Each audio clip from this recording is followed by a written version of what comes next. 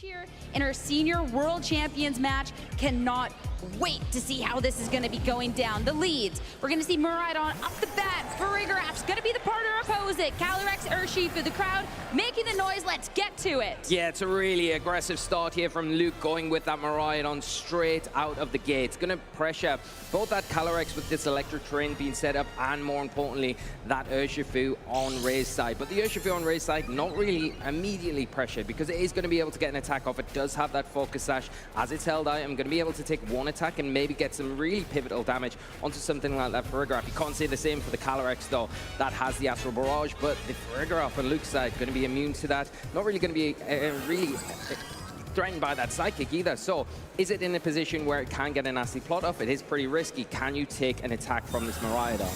So we're not going to test it out. That will be the protect. Make sure you can scout out what this Miraidon the opposing end does, as Urshifu also detecting. Luke had spoken about how there is going to be these helping hand Draco Meteors, but the Volt Switch, an attempt to reposition. You'll have another opportunity on that next turn. Foul play. It would be the double up. Try and get as much damage to be starting off. Yeah, there's a bit risky there, because you could maybe see the Farigiraf go for a Trick Room if you're expecting to get that Volt Switch off with the Miraidon, but not looking into that, just wanting to chase after that Calyrex as soon as possible. The nice thing now is that Ray does have an idea of what that Miraidon's locked into. It is choice locked, so it has to lock in again this turn to the Volt Switch. Does he go for that? Maybe that's something that Ray can take advantage of. I think that's the best move to be locked into, since you would be able to pivot out, but you will be taking some damage before, and a lot into that Miraidon, bringing it down just below half.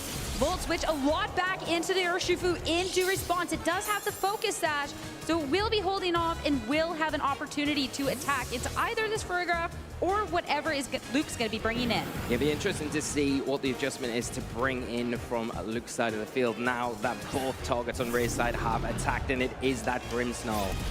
And that's going to be taking the close combat a little bit better. And the defense, that's not going to matter. We don't care about the drops. You're on 1 HP. You're on borrowed time. So that Psychic Noise is going to drop the Urshifu once and for all on this turn. Now, if Luke does have that Entei in the back, this is a huge move for him. Yes, you've taken a bit of damage from the Astral Barrage, but there's not been that Grim Nair boost, which is great. Nothing's being knocked out. You've still got all your Pokemon, and you've removed that big threat to the Entei, which could come in later on and utilize that Terrestrialization. You've got a nice position as well with your Grimmsnarl out on the field. It is going to be able to threaten with those Thunder Waves, or even better, get some screen support set up. That light screen, especially supported by the Light Clay, means you're going to have an extended period of time with that protection on your side of the field, taking those Astral Barrages or even Psychics coming out from the Calyrex that are threatening right now. And this is why what Ray has in the back is going to be so important, because this Calyrex, you need to make sure it stays safe. And when this Grimmsnarl is threatening over on the opposing end with these Thunder Waves, if that all of a sudden targets into that Calyrex, that is going to be neutralized for the rest of the matchup. Going to be slower and a potential to not even attack. So I love the Amoonguss joining the field. Yeah, it's a great play here from Ray. He's got that board position set up now where he has access to that Rage Powder. Nothing's really too threatened. The Psychic Noise going to do super effective damage, but not enough to pick up the knockout into the Amoonguss. So there's no immediate reason for you to have to lock in with a Terrestrialization here with the Amoonguss, unlike if the Entei was out on the opposite side of the field. Again, the Grimmsnarl is threatening with the foul play as well, so you've got that really great way of just protecting perfectly that Calyrex and opening the door for you to get a nasty plot off in this position. The one thing that I'd be worried about with the nasty plot on this turn is that we do want to be going for Trick Room. It's sometimes dangerous to go for a Trick Room against Amoonguss, but since we do have that electric terrain, the only thing it'll really be able to do is some damage or just consistently keeping this Calyrex safe. This is going to be Terrestrialization, the Terra Fairy for a little Amoonguss, a little heart on top. So cute out here, and trying to have a little bit more longevity in this is Rage Powder, move of choice. Keep the Calyrex safe. That's a really smart Terrestrialization. I was saying there's no need for it, but there is a need if you want to keep that Amoonguss around a lot longer, taking away that Psychic weakness and also reducing the damage from a foul play. And there is the nasty plot. +2 special attack. This Calyrex is starting to get set up. Plotting on the demise and a lot of damage on the horizon. Amoonguss just a little bit of damage in from that Psychic Noise, but this Calyrex is about to dish out a world of hurt. Reminder, that Farigiraf is going to be fine up against it, but you'll be doing a lot into that Grimmsnarl, picking up the KO and anything that's swapping in. And you do have another move as well. You can just be firing off with Psychics as well. No, and that's the thing. You can't just continually going for them now. I think you need to readjust. If you are Luke, you can't allow this Calyrex just to freely fire off these Astral Barrages. And this Amoonguss in a great position where we've already mentioned the Psychic Noise not going to be doing too much. And even if we do see a Thunder Wave, the Amoonguss not really too worried about that. So slow anyway. Yeah, the Amoonguss, that's just soaking up this paralysis from the Calyrex Shadow Rider as another Astral Barrage +2 boosted. The Grimmsnarls already taken some damage, so coming on out, eliminating it. You do not have to worry about the Thunder Waves from here on out. And the Farigiraf, sure, it's not taking any damage, but this Calyrex now is at a +3 and constantly threaten the partner Pokemon. So perfect time for the Trick Room to make sure that horse is moving last. Yeah, the Trick Room being sent up is really in one way a nice thing for the Amoonguss, right? Because it's so slow and it could almost threaten with those spores. But because the Electric Terrain's still active on the field, that's not a thing that you can utilize. Now, the Entei coming onto the field for Luke, going to be very threatening to this Amoonguss, especially the double up from that Farigiraf. And both of these Pokemon will move first. The big risk here is if Raid decides to go for a Rage Powder, there is a chance of the fully paralysis from that Thunder Wave. So if you can't get the Rage Powder off, then your Calyrex is sitting a little bit open, especially with a Life Orb boosted Entei that can go for that Terrestrialization into the normal type now and have that immunity from those really threatening Astral Barrages. And that is not there's no way around that risk with the Amoonguss. With the paralysis, you go for it, and it's not going to do anything. It cannot keep the partner Calyrex safe on this turn, but maybe the punish won't be there. Entei, the protect for that first turn. Oh, and that's so unfortunate, but I mean, you get away with it slightly there because of the Entei. Just going for that protect. The Psychic Noise coming out into the Amoonguss, going to be able to take that a little bit better, but that's the sort of risk that you're taking at this point. The Calyrex going for the protect there, cannot go for it again. You've got to hope if you go for the same play this time around, the Entei doesn't go for that Terrestrialization, and also that you don't get paralyzed. It was a no harm, no foul on the turn. I think it was just a double protect to try and get through that first turn of Trick Room, but a real testament of how this can really just go downhill from here on out. If the Calyrex had it protected and the Luke did want to go on the offensive, that could have been absolutely massive. So you know from Ray, that must be a little nerve-wracking from here on out because you've seen the potential for where this can go wrong. Yeah, and I think if you've got one, you think that's it out the way now. So hopefully Amoonguss can get through the rest of this game and provide a little bit extra support. And you will see the Electric Terrain has gone off the field now, but we're not keeping the Amoonguss on the field. We're going to let it just go back, use that regenerate ability now that the noise is kind of worn off, and the Raging Bolt enter the field. It's going to be Terrestrialization for Luke here in Game 1, and that Entei that we talked about, the importance of it. Here's the Terrestrialization into the normal type. So the Calyrex with these +3 special attack, if it wants to keep firing off Astral Barrages, it's not going to do anything. And the Helping Hand, we are looking to go on the offensive. Can it be the MVP? Not just offensive Terrestrialization, but offensive as well. Extreme Speed into the Raging Bolt, dropping a lot of damage. Yeah, and the big thing is the Psychic here into that Entei, and is it enough at +3? It is enough, taking down that huge important Pokemon for Luke. That one-hit KO, you needed this damage, you needed to stick around, but this Calyrex, now another boost, but I think it's too late. No amount of slowing down from Luke. You do have this Miraidon, but this Calyrex hasn't been touched. It's sitting at this +4, and sure, maybe it's in this Trick Room, but Luke has not made a scratch on it so far. Yeah, and that's the thing, and is one foul play from the Farigiraf going to be enough to knock it out? Maybe not, depends how the Calyrex Shadow Rider has been trained, so it's at least going to be able to fire off one Astral Barrage. The Miraidon in a pin position as well, it's slower, it's going to have to take an Astral Barrage. Can it take a +4? Probably not.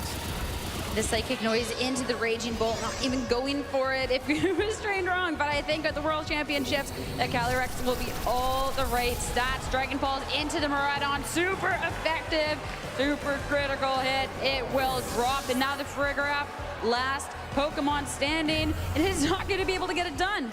No, and the Trick Room's still in effect, so the Calyrex, the last thing to actually attack this turn. The Miraidon not got enough in the tank to be able to take that Raging Bolt attack. Farigiraf against the 3 Pokemon now on Ray's side of the field, and probably feels a little bit too far for him to make a comeback in this one. Ray taking it with quite dominating fashion in this first game. 100%. We talked about the importance of this Calyrex Shadow Rider and not allowing it to get set up. This is going to be great to know the amount of damage that you'll do from here on out with that foul play, but of course not dropping it. Still plenty in the tank. Good, but a second Raging Bolt. That was the self-KO. Self-worth it, I think, taking it down and then closed up with this Calyrex. It's been so phenomenal through this first game and closing it out for Ray here as he takes an early lead in this set. What a match as well. Even in that trick room, even in those twisted dimensions, great supportive options. And there is no way that Luke could get to that Calyrex Shadow Rider in the first place. So now you really have to reevaluate. A couple of maybe passive options being brought. And yes, you got the paralysis on the Amoonguss. Yes, you're trying to set up. You have this Frigoraph to stop any priority, get the trick room. But at the same time, we're still looking at a game of you need to outdamage your opponent at some points. And we really weren't seeing that there. And we got into the latter stages of that game, and you quite rightly pointed out that the Calyrex is still not taking any damage. Just testament to how useful that Amoonguss is. Yes, it had that one turn where it was fully paralyzed, but kind of unfortunate that you got around that because the Entei also was protecting that turn just to kind of get through those trick room turns. So really fortunate that nothing really came of that there, because that could have been quite punishing if you'd seen a Sacred Fire and maybe a Psychic Noise into that Amoonguss that turn to remove it a little bit earlier on in this match. And the Entei, when you're looking at this Pokemon that could be dealing so much damage, not really the opportunity to do much once it finally did hit the field. It fired off one extreme speed. The Raging Bolt being brought to the battle is not going to be felled by that. And then, sure, the Terastallization seems great, but being able to just go for these single target attacks at that point from this Calyrex Shadow Rider, that immunity doesn't matter anymore. It still has these other attacking ways. So Luke, it's going to be, he has to be careful in this next match, and I'm expecting something maybe a little bit more aggressive coming out. Yeah, I think the one thing is to go for the Terastallization maybe and get that Entei out a bit earlier, because if you can get it out a bit earlier and prevent the Calyrex from really setting up that the nasty plot, that's the half the battle, right? Because it's +2. Even with those Psychics, it's going to be hitting very hard, even if you go for that normal Terastallization. So you've got to try and put the pressure on early on, maybe utilizing something like your own Urshifu. It's very difficult to kind of weave into the 4 that you bring for Luke, I think, into this match.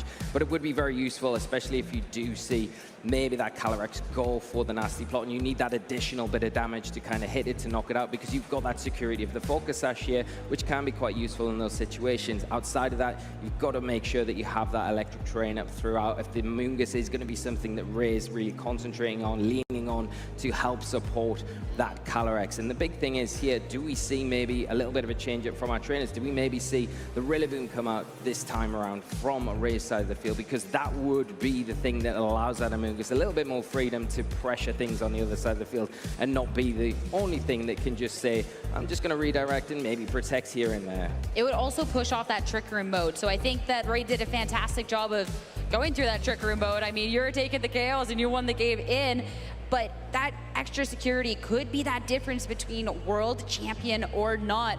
It's going to be on Luke to respond, though, and I'm hoping to see a little bit more aggression here. Don't let Ray have all the fun here as we hop right back into the match. Game number 2, Frigoraph Miraidon on the opposing end. It'll be the Amoonguss to support the Calyrex Shadow Rider. Yeah, the electric chain coming out, we've already talked about it. It is going to give you that alleviation against a spore threat from the Amoonguss, but it is still a threat at the end of the day because it is going to be able to redirect. It frees up the Calyrex to go for that nasty plot here. The Frigoraph obviously gets the Psychic Seed boost. In this situation, the defense boost isn't really going to be too useful, and you've got to try and weave some way about getting the Amoonguss off the field as soon as possible and going for that foul play, which is doing good damage into that Calyrex. If you can get maybe some sort of damage off early on Luke's side of the field onto that Calyrex, it's half the battle. If you do think that there is the possibility of Rillaboom, a switch is great. And bringing the Entei out a lot earlier in the match, we'll be able to pressure on this next turn, as when you're staring down a Choice Lock Pokemon on the opposing end, I'm not necessarily too surprised to see Protect coming out from both Pokemon on Ray's side of the field. The Psychic Noise, null and void. And now, how will Ray react to the Entei? Yeah, and it's a nice patient play here from Ray again, just probably wanting to scout out what that Miraidon locked into and then adjust next turn going in after that decision's been made. But Luke making a really nice play here, not locking into the Volt Switch because knowing maybe the Protect is coming out from both of these Pokemon, hard switching into the Entei, and now it's in a position where it is going to be able to Terastallize, have that pure immunity from the Astral Barrage because of the normal typing, and then start to pressure that Amoonguss. It has just protected. Now, if you are red, do you have something in the back that you could switch in from the Amoonguss? And if you are going down that route, it does leave the Calyrex a little bit vulnerable in that situation where if a foul play comes out and you don't have that Rage Powder support, you're going to be taking heavy damage. Yeah, Ray definitely has a couple of Pokemon that would be able to take a Sacred Fire better, but no swap and helping hand. This Entei, this could be a lot of damage, and we'll be going straight into the Amoonguss as no Terastallization will be taking the full force of this hit. Calyrex wants to make sure once we get past this turn, it'll have that +2 to the special offense to really be able to hit on that go button. As Sacred Fire, it will connect, and Amoonguss will go down. Calyrex Shadow Rider losing its partner. Yeah, and that's a big turn here for Luke, removing that key support option here from Ray's side of the field. But the thing is, it's done its job almost. It's allowed that Calyrex to at least get a nasty plot up. Now sitting on +2 special attack, going to be able to threaten Luke's side of the field, but there is Terastallization active on both sides of the field. Now the one Pokemon that you would say from Ray's end is perfect against that Entei is the Urshifu. It is going to come in and it is going to threaten with those Surging Strikes, do super effective damage. Even if it Terastallizes, you can just lock in with the close combat there, and you've got the Unseen Fist ability, so you don't even need to worry about the Protect. You can remove that Pokemon quite happily. And when Entei is the attacking threat on this turn, and well, slower than this Calyrex Shadow Rider, I mean, the Calyrex can just start firing off attacks, and the Farigiraf, I mean, we saw how much the Foul Play did, but at the same time, it's not really threatening too fast into this Urshifu, especially since it does have this Focus Sash. Yeah, and the one thing you would say is that Ray does have access to that Terastallization, not using on the Amoonguss here, could go for it onto the Calyrex and get rid of that Foul Play threat. Instead, it's going to be the Stellar Terastallization onto this Urshifu. We're not worried about defensive at all. We are making sure the damage output we have is what we need. Not the only Terastallization on this turn, though. Luke, this is time to make sure your Pokemon can make it on through the Dark type for the Farigiraf. Yeah, it's going to boost that Foul Play even further, but it is going to be weak now to that close combat. Has Ray kind of scouted that out and maybe covered that slot? Gazin, then the Calyrex might be in a little bit of trouble. Extreme Speed coming out into that Urshifu. That's going to be breaking the sash, but the importance of the Terastallization. Sure, you can get hit by the Astral Barrage, but not by the Psychic. No damage in, but the Surging Strike's firing off. But how well will the Farigiraf take it? Because it's going to be able to hold on and start firing off an attack back. It does survive. Is it going to lock in with that Foul Play into the Calyrex, taking that immunity to the Psychic? Here's the Foul Play. It's into the Calyrex. And will it be enough? Of course it'll be enough. Huge knockout for Luke to take a step further in clawing back this match. This Calyrex Shadow Rider that was so problematic in the first game of the set is now gone. And 2 Pokemon remaining for Ray. The adjustment, the Rillaboom coming on out. But Luke in so much more of a commanding position the last time around, thanks to this aggression and the Farigiraf that we talked about how little damage it can do, and proving us wrong. Huge Terastallization. Yes, so surprising and a really great one, because you do expect it onto that Entei. You think, okay, get the immunity from that Astral Barrage, but no, Luke pulling the Master Stroke there and really catching Ray off guard. Still got a number of Pokemon he can utilize. The Grimmsnarl going to enter the field and really give a little bit more alleviation, because there is that threat now from that Stellar Terastallized Urshifu on Ray's side. The Surging Strikes, though, less damage because we've already used up the boost from that one, as Rillaboom is just going to be dealing that last little amount of damage into the Farigiraf to finally drop it down. At this point, it has done what it needs to do, and Luke can freely bring something out onto the field to support this Grimmsnarl, which in this case can also try and make sure you outspeed and start going for these Thunder Waves. Yeah, and that's the thing. The Thunder Wave going to be really useful here. The screens, you've got to reflect if you need to, but the big important Pokemon that you want to bring out onto the field right now is going to be that Miraidon, overwriting the terrain, winning that terrain battle, and now you are instantly pressuring that Urshifu. The Rillaboom can resist, and it does have the Assault Vest, so we'll be able to take those attacks a little bit better, but not considering it. Locked in cancellation, tied up. We are going to a game 3. What a change of pace coming out from Luke in this match. Outpaced in the first and really pressing on the pedal. And from the get-go, being able to be in such a better position with this Entei, and then all of a sudden having this backup damage threat of this Farigiraf was absolutely fantastic. And being able to catch off on that turn, the survival past that Psychic thanks to that immunity and fire off with a boosted foul play was absolutely everything. Yeah, the Sacred Fire here, as you're seeing, getting rid of that Amoonguss like early on in this match was really key. You thought things didn't look too good though. When the Urshifu came in, it went for that stellar terrestrialization and it was really threatening that Entei. But the surprise there, the support Pokemon all the way through, they've just been chipping things down, was the one to terrestrialize, getting rid, surprise KO onto that Calyrex. Maybe Ray got a little bit complacent in that little part of the match. I mean, that's not going to be a mistake that's made again. No. That is absolutely for sure an adjustment being made, but just a little late at that point. Everyone gathered up here now. We got a game 3 for everyone here for our senior championship final. And so back and forth between the sets. I don't know which way this is going to go. Yeah, it's really tough to call because you look at Ray's side, if he gets that Calyrex, I think you want more utility out of the Amoonguss, because I think the one thing that you would say the difference between Game 1 and Game 2 was the Amoonguss was able to support for a lot longer, where it kind of got taken down really quickly without really much return in that second game, and that was the key. That's what Luke really needs to do. I think getting rid of that Amoonguss, getting rid of the Urshifu as soon as possible allows the Entei and then the Miraidon to kind of really have that big impactful force on his side of the field, but also at the same time you can't get carried away. You've got to keep that Calyrex in check. You've got a perfect Pokemon to do that though with the Farigiraf, you know? Comes onto the field, it gets that electricity boost, so when those physical threats like the Urshifu come in later on, it's not really so worried about them, especially with the Rillaboom as well. They're the two physical threats that were at the end of that game too, but that Psychic Seed really helping out, just let it have that longevity a little bit more that we might sometimes forget about because it's activated so early on, and Luke keeps it on the field that entire time. For these trainers, one about to make history, one match away from becoming the world champion here in Honolulu in the seniors division. For Ray, a testament to the skill in the Scarlet and Violet era. And for Luke, the final way to be ending off his time in seniors. Let's make some noise and get into game 3 here. Adjustments, Calyrex next to the Urshifu, Farigiraf, Miraidon, yet again for Luke.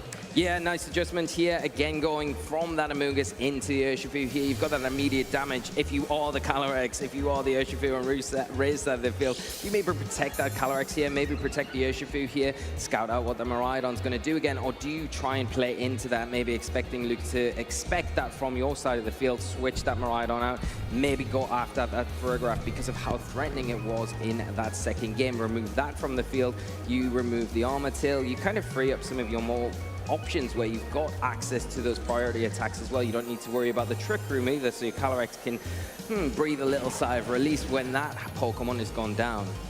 Every match so far, we have seen the double protect on this first turn, but Ray is gonna go on the offensive. Astral Barrage, nothing into the Farigiraf, but a lot of damage into the Miraidon. The follow-up, but it's going to be a Draco Meteor miss into the Calyrex. That could have been everything, but instead, Miraidon down on the very first turn in the match. How devastating! That is so unfortunate for Luke, going for the Draco Meteor and missing. You would have got such a good return there from that Pokemon, keeping it on the field. The Psychic Noise coming into the Urshifu, taking it down to its sash, but not enough.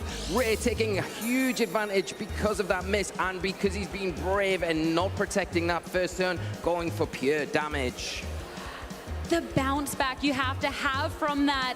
Losing the restricted on the first turn, you can't come back from that. If you have something like the Entei, there is possibilities, but absolutely devastating. This is going to be an uphill battle from this point on. In the Calyrex, it has not been damaged whatsoever. So even if the Entei does target into the Urshifu here to take it down, the Calyrex will be able to respond. Yeah, we'll be able to respond, and it probably in that position now where it could go for a nasty plot here, maybe even go for a terrestrialization here because it's still available on the Ray's side of the field. One thing that you could say Luke has got an advantage of here, he can terrestrialize that Entei now. Go for that extreme speed, get rid of the Urshifu. Once that's gone, then you can start concentrating on that Calyrex a little bit easier. You don't have to worry about the Astral Barrage so much, but you still have to worry about that Psychic. You've got the Farigiraf there that can help with speed control. You can flip the dimensions. The Amoonguss isn't on the field right now. If it is in the back, though, that becomes a little bit risky because your electric terrain is now on a timer. In the turn 2, it's time for the terrestrialization. The Farigiraf Last time, game 2, we saw that foul play coming out from that Estalization, and what it was able to do to the Calyrex Shadow Rider. Can it do what the Baridon could not? Extreme speed. Urshifu goes down. Is there going to be the follow-up from this Farigiraf for a double KO onto this turn? We have to get past this Calyrex first, as Psychic into this Entei instead. A lot of damage, but not enough. This is going to be the moment, Mo, for Luke to see if he can come back into this match, and it will be that foul play. Took the KO last time around, and it will again. Calyrex, one-hit KO. Seeing the Draco Meteor miss that turn 1, deciding I'm not going to settle on that. I'm bringing my Entei onto the field. I'm going to use that extreme speed. I'm going to get rid of the threat in the Urshifu and go once again for that successful terrestrialization on the Farigiraf. Take advantage of that boosted foul play and get rid of the restricted on Ray's side of the field, leveling the playing field going into this next turn. We talked so much about the importance of the Entei, but this Farigiraf has been MVP so far, doing what the restricted could not, and now Ray down to final 2 Pokemon. It's the support, and it is the Raging Bolt. The Raging Bolt, since it's been introduced in the format, has definitely been a force to be reckoned with, and this one does have the potential for that damage with that Life Orb. Can it do enough, though? It doesn't have access to that priority, thanks to that Farigiraf, so it has to go slow but steady to take these KOs. Yeah, the thing is, you really want to utilize that Thunderclap in this situation, but with that Farigiraf on the field with the Armor Tail, that is blocked until that Pokemon exits. The Amoonguss as well is going to be heavily threatened from that Entei now with the Sacred Fire. It's going to do a lot of damage into that Pokemon, but maybe scouting out a Protect from Ray's side, the Entei going for a Protect of its own.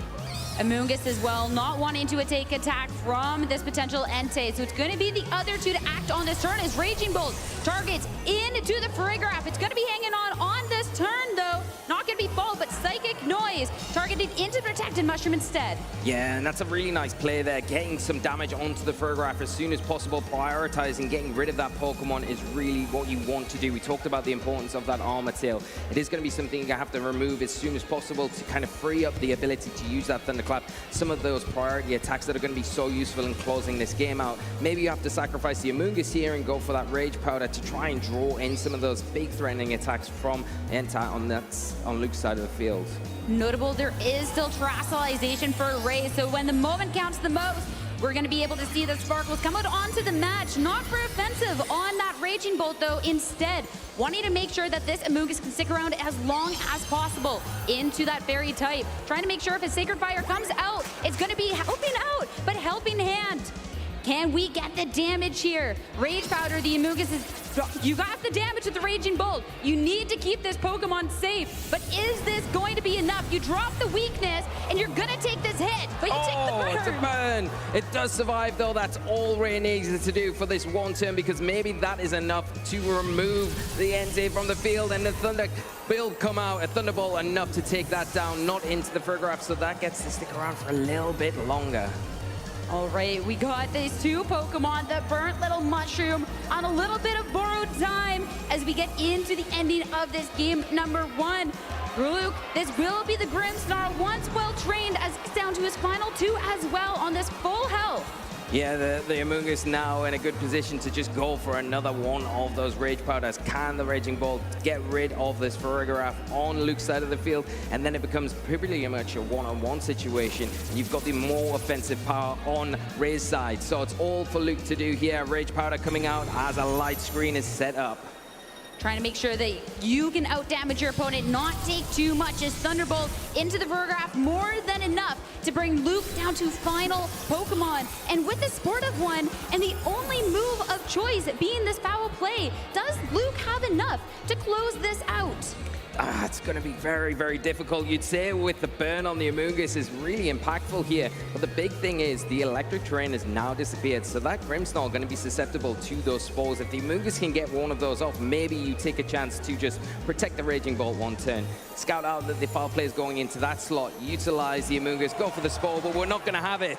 Instead, the forfeit's locked in, and with that, Ray Yamanaka is going to be your Pokemon World Champion here in the Seniors Division. A thrilling back-and-forth best-of-3 set, and in the end, being able to close it out. First year in playing now in Scarlet and Violet, first game, first generation, and a world champion. What a feat, what an accomplishment. Absolutely incredible from Ray, from start to finish. It was a testament to his play throughout. It looked a little bit dicey after that game too, but he was able to kind of overcome that, come through it, and in the end, really capitalize on some very well-positioned Pokemon and utilizing the tools that he had available, like that Raging Ball in the end game. Maybe one of those Pokemon that you think, are you going to bring it to this? Is it going to be that effective? But yes, it was effective. It was just what he needed in that end game. And the Amoonguss so pivotal throughout. Massively done. Huge congratulations to Ray and to both of our finalists.